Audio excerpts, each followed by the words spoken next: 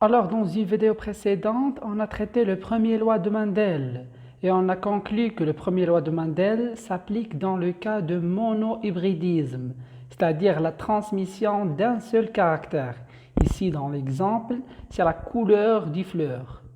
Et on a déterminé que l'énoncé du premier loi de Mendel est l'uniformité de la F1, c'est-à-dire que si on croise des parents de race pure, on trouve une première génération F1 100% homogène et identique à l'un des deux parents. Et on note que c'est le caractère dominant qui s'exprime uniquement en F1. Dans l'exemple qu'on a traité, c'est le caractère couleur violet qui s'exprime et c'est le caractère blanc qui est récessif. Et donc, aujourd'hui, on va entamer la deuxième loi du Mendel, Inch'Allah.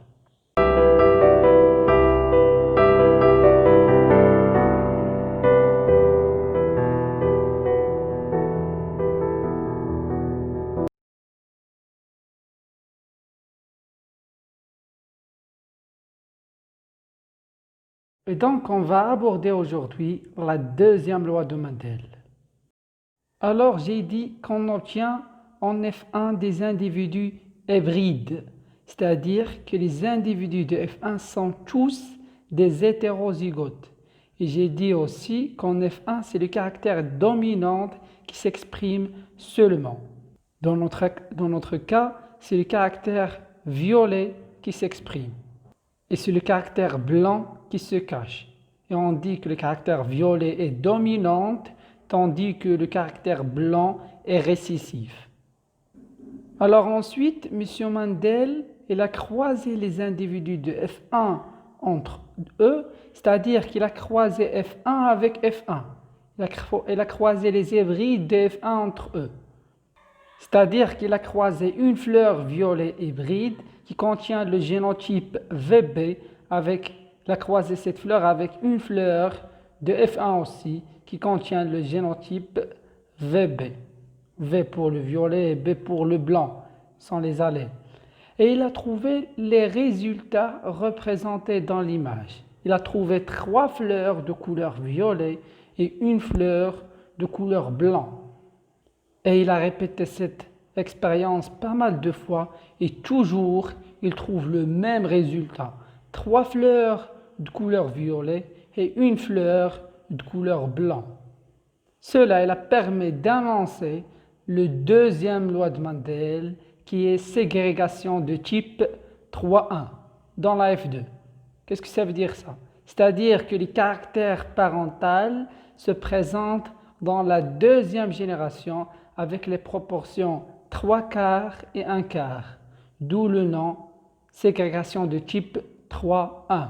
Il faut noter que le caractère dominant présente la proportion 3/4, 3/4, et le caractère récessif présente la proportion 1/4, 1/4.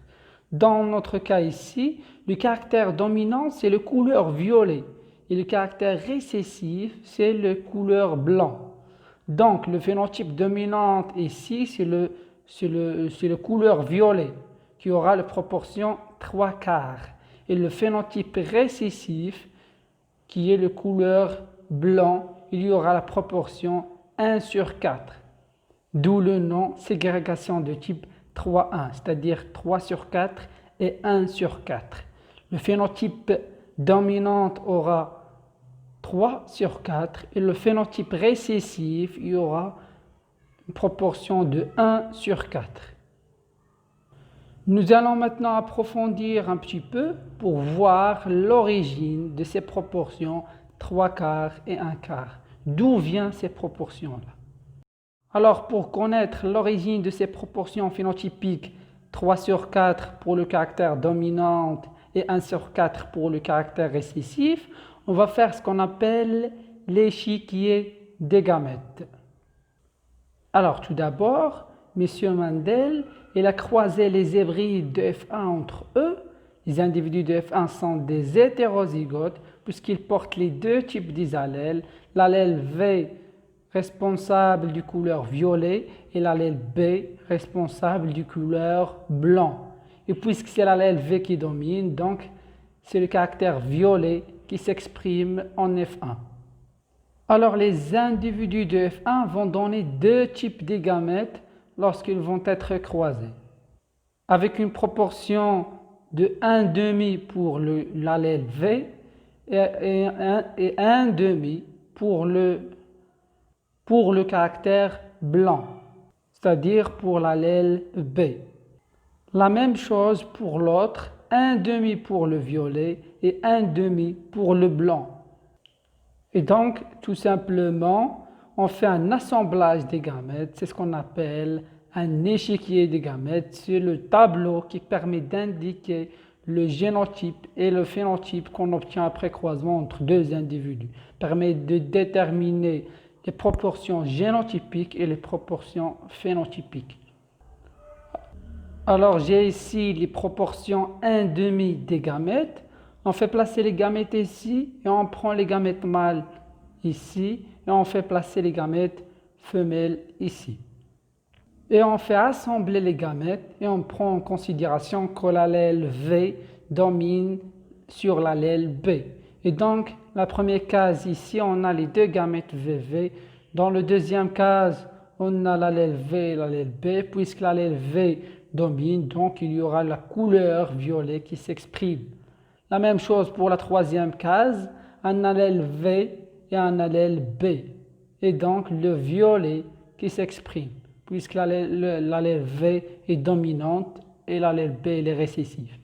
Et pour la dernière case, on a deux allèles BP et donc il s'exprime le caractère couleur blanc. Pour les proportions, on fait tout simplement multiplier les proportions 1,5 fois 1,5, on obtient un quart. Et vers la fin, on fait la somme des proportions des individus qui ont le phénotype violet et on trouve 3 sur 4.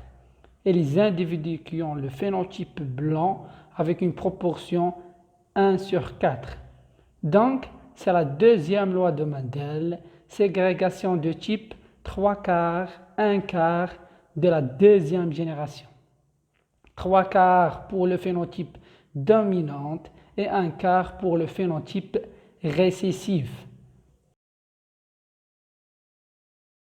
Et donc, comme toujours, on donne un deuxième exemple pour que les choses deviennent nettes et claires. Alors, on a croisé une race pure de drosophiles, une mouche de corps clair et une mouche de corps noir. Et on a trouvé une F1 100% homogène de caractère clair. Donc, on a une vérification du premier loi de Mendel, c'est-à-dire l'uniformité de la F1, c'est-à-dire on obtient des individus 100% homogènes dans la F1 avec le caractère clair qui est dominante. On note l'allèle C et le caractère noir et les récessifs. Ensuite, on a croisé les hybrides de la F1 entre eux et on a trouvé les résultats qui sont figurés dans l'image. 3 quarts de caractère dominant couleur claire du corps et 1 quart de caractère récessif qui est la couleur noire. Et donc, vérification du deuxième loi de Mendel, ségrégation de type 3,1. Et on note que le caractère récessif ne s'exprime que lorsqu'il y aura l'union des deux allèles NN. Il faut noter une notion très importante, c'est que le deuxième loi de Mendel ne s'effectue que lorsqu'il y a un monohybridisme, c'est-à-dire la transmission d'un seul caractère. C'est-à-dire lorsqu'il y a la transmission d'un seul caractère. Le premier exemple, on a la transmission d'un seul caractère qui est la couleur des fleurs. Ici, on a la transmission d'un seul caractère aussi qui est la couleur du corps, soit clair, soit noir. Donc, vous notez ça. Le deuxième loi de Mendel ne s'effectue que lorsqu'il y a un monohybridisme. Et donc, on arrive à la fin de cette vidéo. Merci pour votre attention.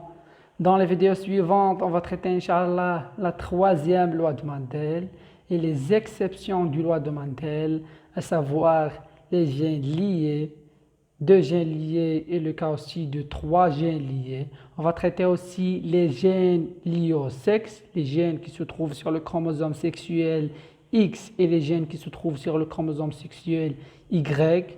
On va voir aussi les exceptions, à savoir la codominance, savoir caractère limité par le sexe, etc., etc. Donc on va voir pas mal de choses sur les lois de Mendel et les exceptions de lois de Mendel et leur application dans la génétique.